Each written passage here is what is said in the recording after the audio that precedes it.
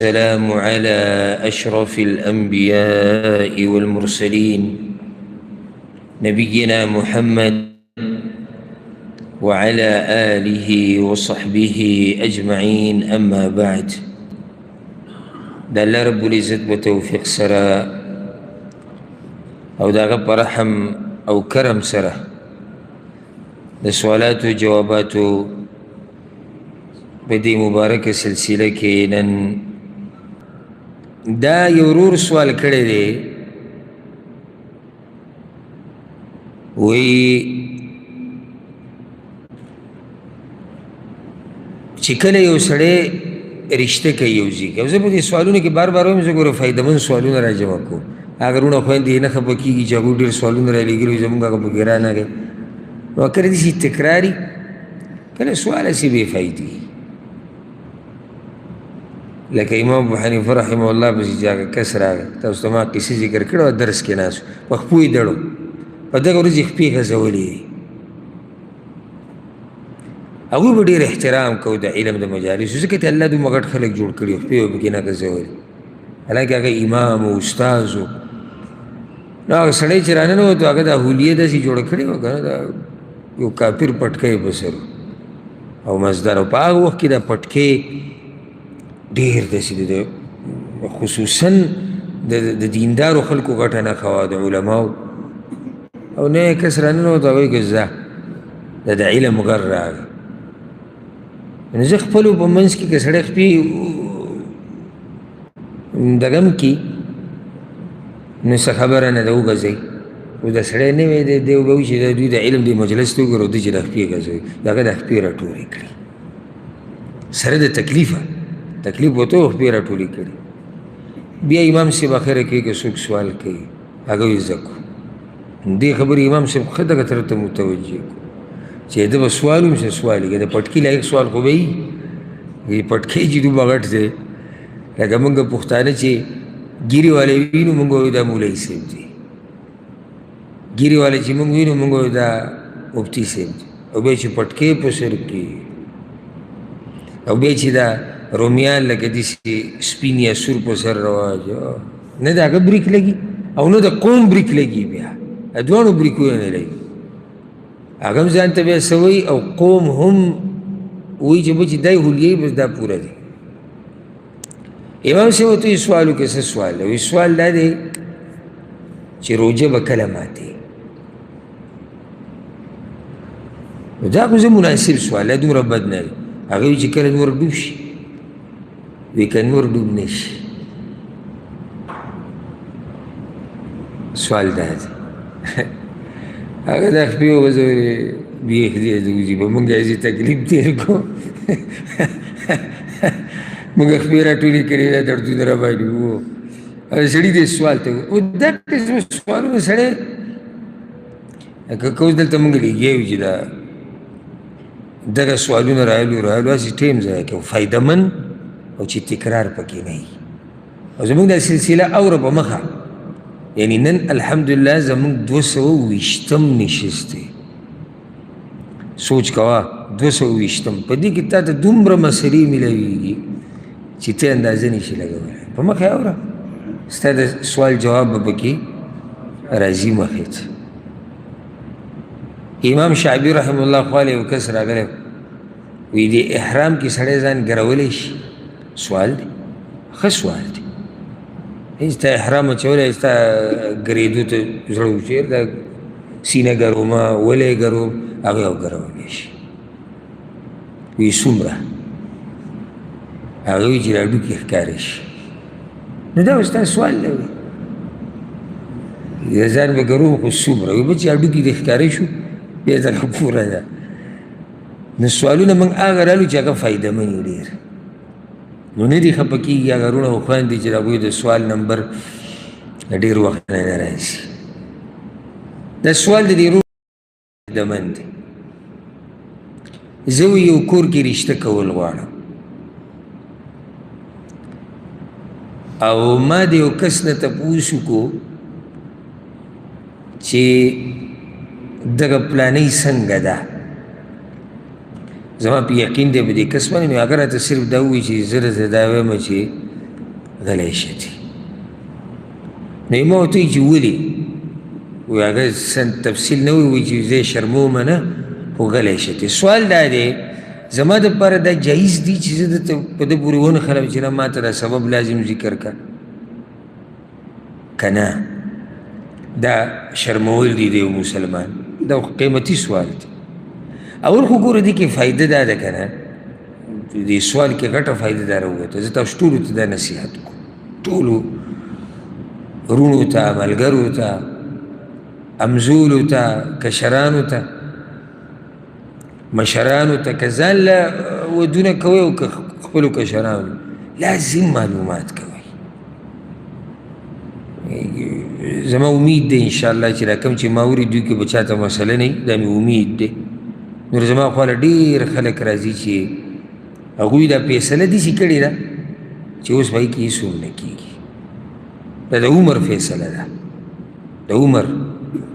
څه ګپ نه دی. بیا د پښتو په معاشره کې،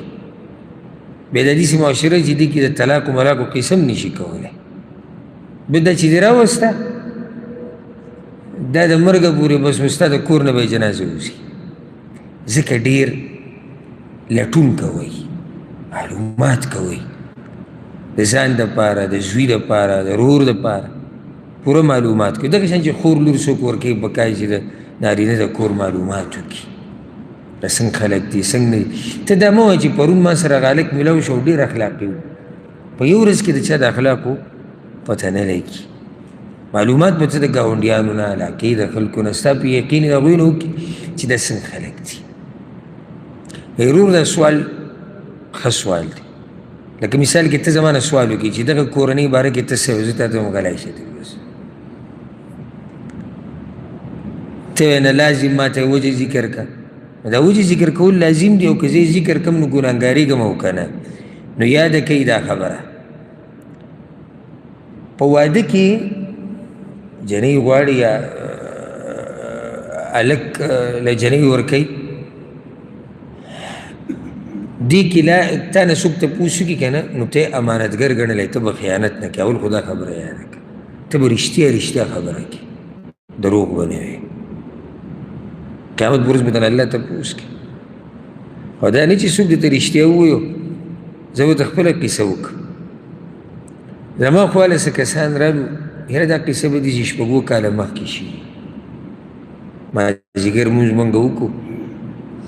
بیا ما سره بهر میلاو شو. ما ته وایي مونږ خبرې له راغلي وو. ما څه وایي داسې یو کس دی، ته یې پېژنې او هغه زمونږ کور کې یو جنۍ ده، د هغې رشته غواړي. ته یې دې هلک باره کې څه وایې؟ حالانکه دا ما اول پیر ولیدو، هغه هلک لا بیا ما یو څو پیرې لیدلی. ما ورته صفا خبرې وکړه. یاره داسې وخت تېر شو چې هفته نیمه چې ګورم هغه هلک راغی، دوا سلام او خیر شیخ صاحب مونږ هم زړه کې ګیله ده. ما څه شي ګیله؟ وایي تا چې ابروز دې کس ته ووایي. ما اوس دا د سړیتوب کار وکړو. ته بیا معلومات مانه ولیکې. نو که ته چېرته چا نه معلومات وکړي که نه، او هغه درته حقیقت ووایي، ما خو به حق وایي، امانتګر دی، خو ته هم بیا خبره په راز کې ساتي. فتنې به نه جوړې، شر به نه جوړې چې ته بس خبره ډنډوره کړې. هغه خو ما ته وایي چې دا نشهیز دی، هغه ما ته دا وایي چې دروغجن. نو خو تا ته تپوس کړی، خو تا سره ښه وکړو، تا ته حقیقت وایي. نو یو دا کار شو. دویم، که چېرته ګزاره په معمولي خبره باندې کېږي، نو معمولي خبره به کې، تفصیل به نه کوي. لنډه خبره به کې، تفصیل به نه کوي. که ګزاره په لنډې خبرې کېږي، څومره چې د یو مسلمان په باره کې خبرې کمې کې، دومره ښه ده. لکه اوس تا د یو چا نه سوال وکړو چې یاره زه دې کور کې رشته کول غواړم، ته څه وایې؟ دغه جنۍ ورکړه، تا ته وایي بس پرېږده. نه که په دې ګزاره کېږي، نو بیا تفصیل ته تلو د ضرورت نشته. پرې مسلمانانو پرده پرې واچوه. خصوصا چې ستا په یقین دی، په دې کس ستا یقین دی چې دا ثقه سړی دی، نو چې ستا په یقین دی د هغه دغه وړه خبره هم کافي ده. او هغه ته شریعت دا ویلي چې ته بیا ډېر تفصیل مه کوه چې ضرورت نشته. ښه خو که اوس چېرته داسې وشي چې د سړي په یقین نه وي په دې ثقه سړي دا ثقه دومره نه ده په دغه کې او یقین پې نشتي او دی تفصیل غواړي نو بیا تفصیل کولی شي دې ټیم کې ضرورت شو زه به د دلیل ښیم انشاءالله هغه دلیل دا دی صحیح مسلم کې حدیث دی چې فاطمه بنت قیس رضی الله عنها خاوند طلاقه کړی و دریم طلاق یې وله ورکړی نو بیا رسول وسلم فیصله وکړه چې د دې د ستوګنې څه حق هم نه رسي او د خرج خوراک هم نه ولي دریم طلاق وشو خبره ختمه شو نو بیا رسول وسلم ما ته ووایي هغه وایي چې کله ستا عدت ختم شي بیا به ما خبره کړي ما خبر کو نو دې کې بیا معاویه رضی الله عنه ورغه دی وغوښته چې زه دې سره واده وکړم ابو جهم رضی الله عنه ورغه هغه م وغوښته اسامه بن زید ورغه رضی الله عنه هغه م وغوښته دا راله پر رسول صلی الله علیه وسلم یا رسول الله درې کسان راغلي زه ستاسو نه مشوره اخلم ابو جهم معاویه او اسامه بن زید رسول صلی الله علیه وسلم اما معاویه فرجل ترب معاویه خو د خاورو خاوند دی څه مطلب دی غریب سړی دی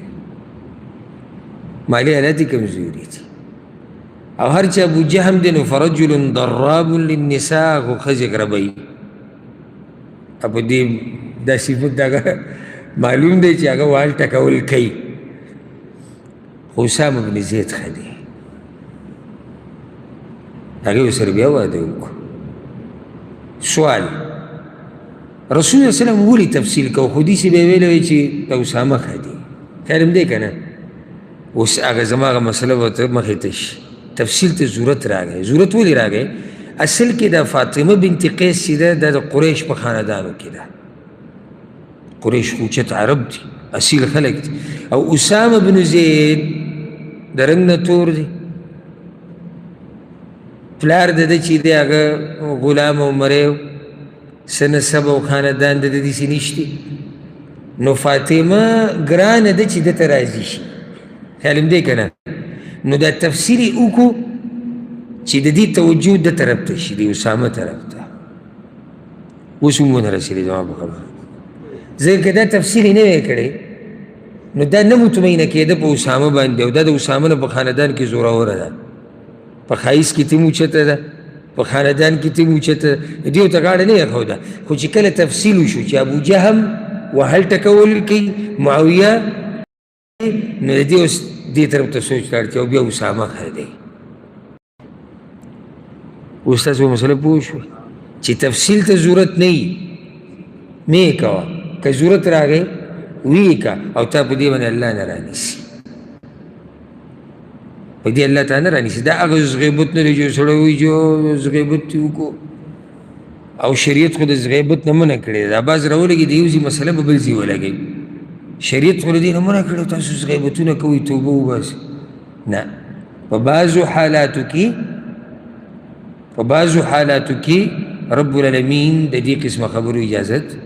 ورکړی دی والله اعلم خو دا نه چې بیا مخکې قصه بیان کړي نورو ته چې ده راته داسې ویلي زه په هغه ورځ داسې حق حیران کړم چې اوس دې سړي ته زه اما ته مخامخ ووایي تا چې زما باره کې ویلي دي چې ده کې دا عیب دی دا عیب دی